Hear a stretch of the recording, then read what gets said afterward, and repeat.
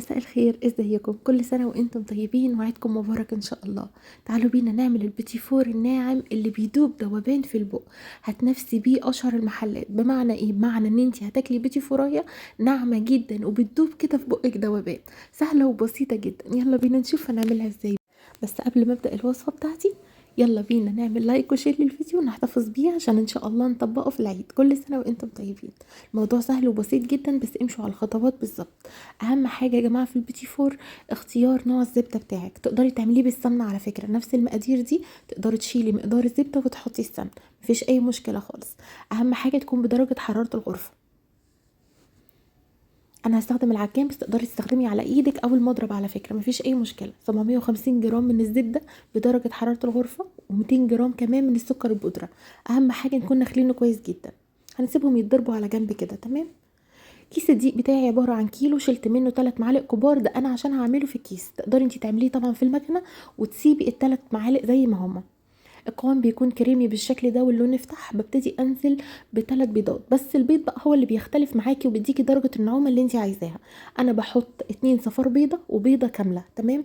ده عشان بحبه ناعم قوي. لو انتي بتحبيه ماسك نفسه وطعمه برده لطيف بتحطي 3 بيضات كاملين.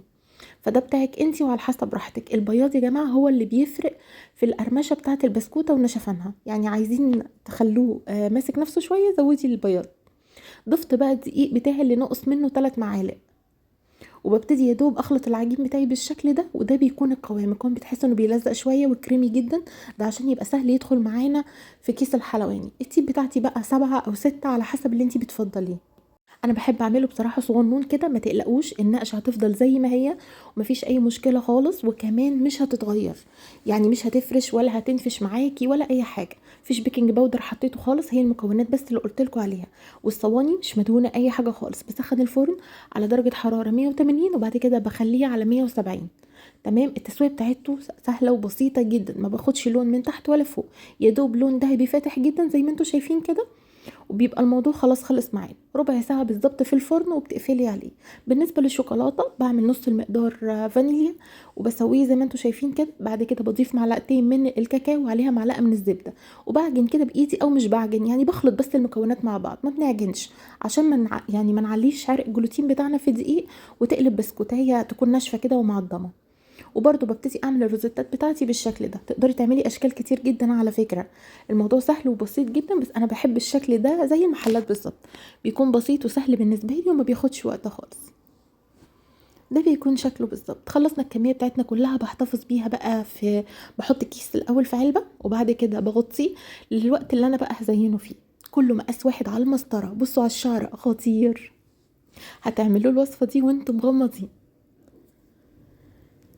التزيين بقى بتاعك انتي، يعني المتوفر عندك هتستخدميه. انا عملت كريمه اللوتس وعملت كمان كريمه رافايلو وكريمه البيستاشيو وكمان الشوكولاته البيضاء والسودا العاديه، وحضرت شويه مكسرات بقى على عين جمل على ميني بسكوت اللي انت عايزاه المتوفر عندك. انا ما بحبش الزقه بمربى، ده لو انا يعني مش هستخدمه على طول. انتوا عارفين لسه بدري على العيد، فانا بحب اعمله بالشوكولاته. شوكولاته سايحه في حمام ميه او في الميكرويف، وبتبداي ان انت تغطسيها في اي نوع شوكولاته انت بتفضليه. تمام. تعملي بقى بصي التزيين بتاعك. انا مرضتش يعني ادوس فيه قوي لان ده بتاعك انتي وعلى حسب المتوفر عندك والمتاح. كل واحد على حسب ذوقه في الاكل طبعا وعلى حسب المتوفر عنده. بغطسها بالشكل ده وبسيبها بس على كيس زي ما انتوا شايفين كده على الصينيه علشان تطلع معايا بكل سهوله.